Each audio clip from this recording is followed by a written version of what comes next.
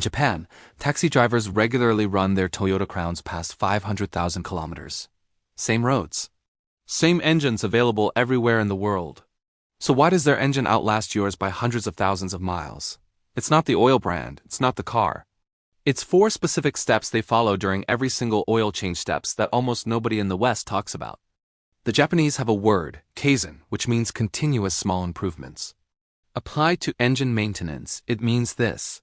Every oil change is not just a service. It's an opportunity to reduce wear by a fraction of a percent.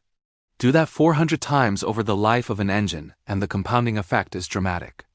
Change it between 3,000 to 3,100 miles?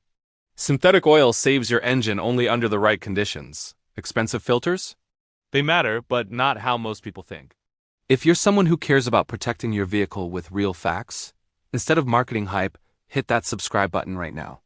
It's actually shocking that over 95% of viewers don't subscribe, despite saving hundreds or even thousands from the information in these videos.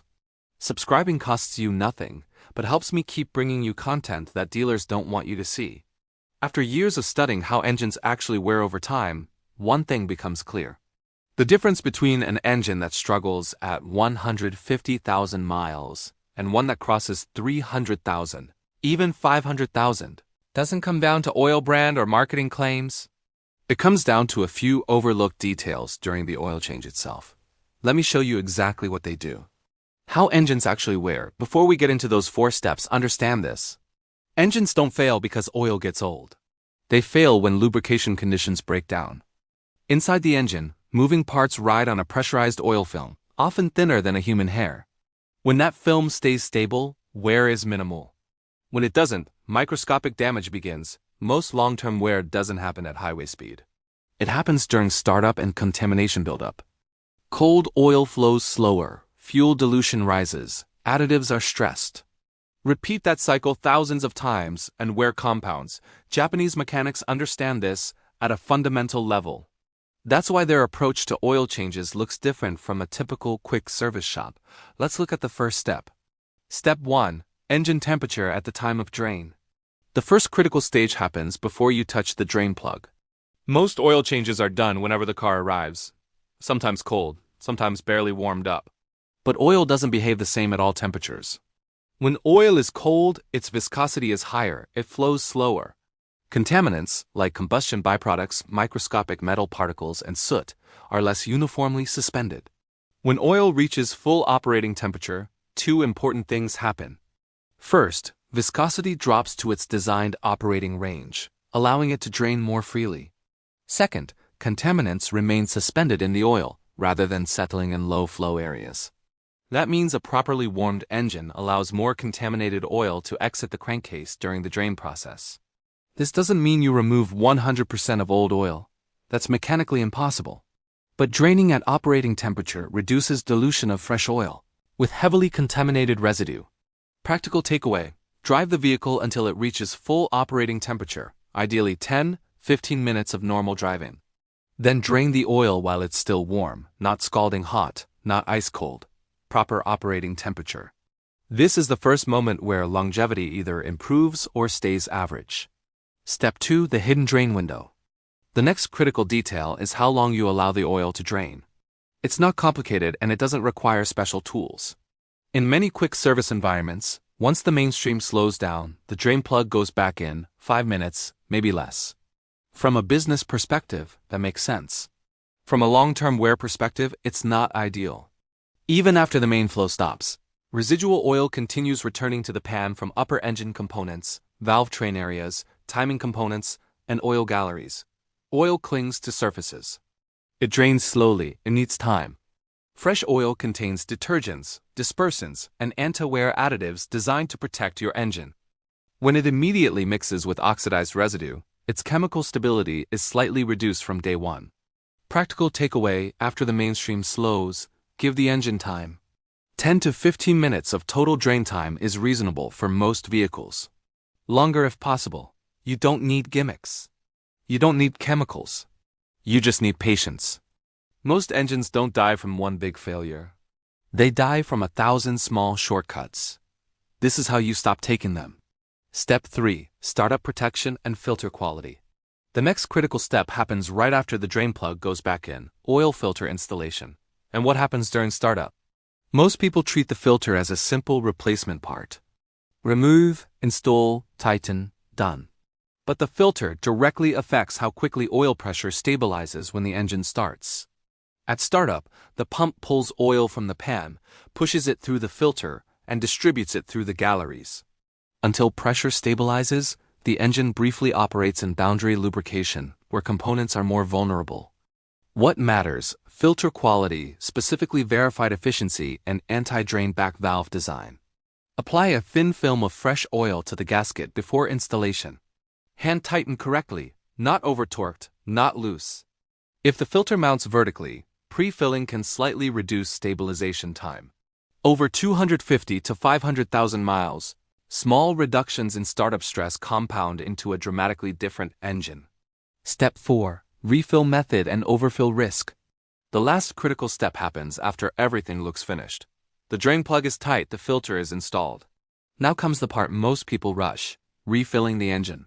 First, avoid overfilling. More oil does not mean more protection. If the level is too high, the crankshaft can contact the oil in the pan, causing aeration, tiny air bubbles that reduce lubrication stability, and in severe cases, affect oil pressure. Repeated overfilling adds unnecessary stress to seals and the crankcase ventilation system over time.